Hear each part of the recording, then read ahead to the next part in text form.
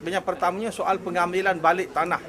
Seperti mana yang kita hantar satu memorandum kepada Ketua Pembangkang dan juga pimpinan utama Pakatan Rakyat sejak tadi yang berlaku di Terengganu. Pengambilan balik tak ikut prosedur, itu satu. Yang keduanya, tanah-tanah yang telah kita bahagikan sewaktu PAS memerintah dulu, tahun 99 hingga tahun 2004, kepada rakyat yang miskin, yang tak ada rumah, tak ada penempatan, maka kita agihkan tanah-tanah kepada rakyat, dan bila kita bagi kepada mereka, mereka oleh kerana dengan kemiskinan yang ada, bertukus lumus, cari duit, kumpul duit, buat rumah secara dikit-dikit, secara sikit-sikit, tetapi tindakan yang diambil oleh kerajaan apabila PAS kalah, UMNO Barisan Nasional merampas balik tanah-tanah yang telah kita berikan tanpa belas kasihan. Rumah yang telah dibina pun diroboh. Tetapi itu satu tindakan yang mereka ambil.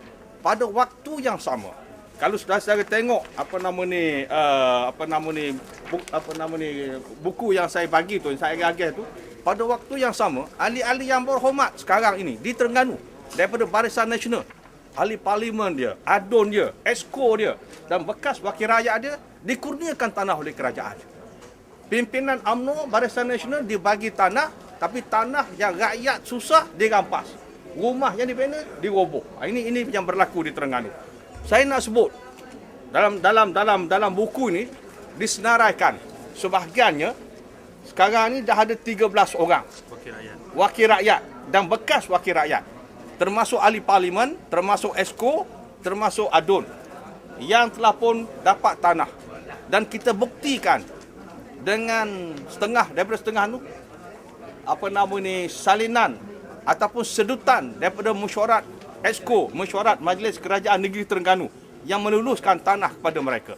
Okey, kes adun Jertih, bekas menteri yang berhormat Datuk Seri Idris Jusof, dia dapat 1 hektar.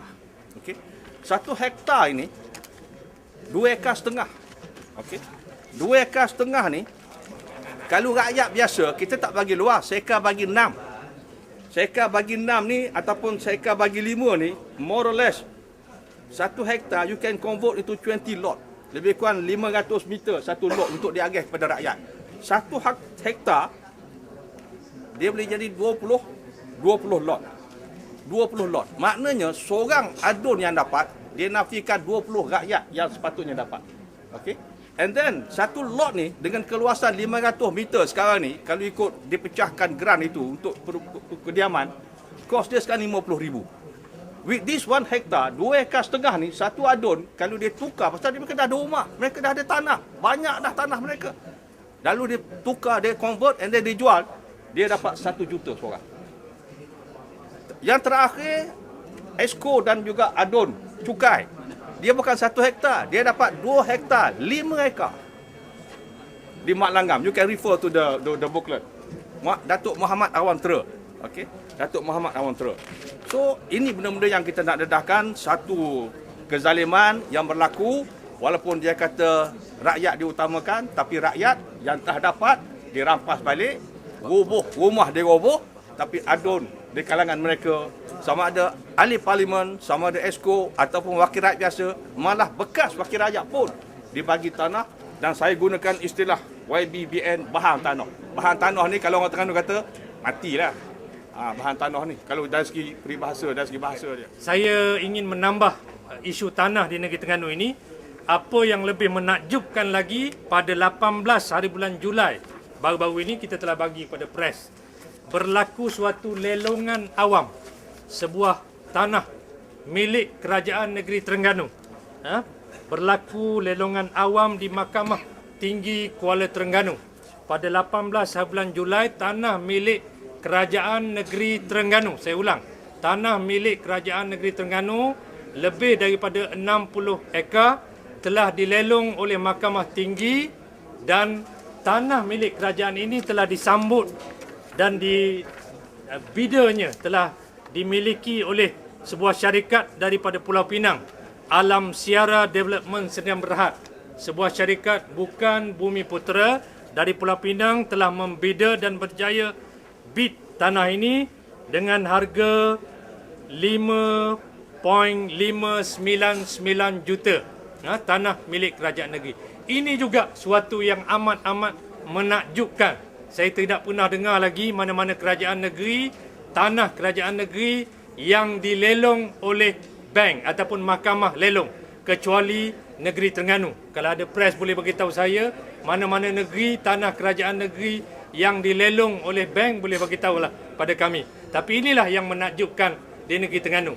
Maka apa yang berlaku ini adalah suatu yang abuse of power, yang menunjukkan keangkuhan yang melampau yang berlaku di negeri Terengganu sekarang ini. Dalam keadaan negeri Terengganu 4 tahun terakhir ini, bajet negeri Terengganu adalah the highest in West Malaysia.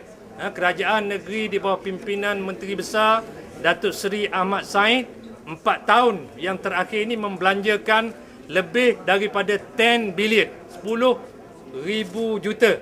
Kerajaan negeri Terengganu membelanjakan 10,000 juta bajetnya.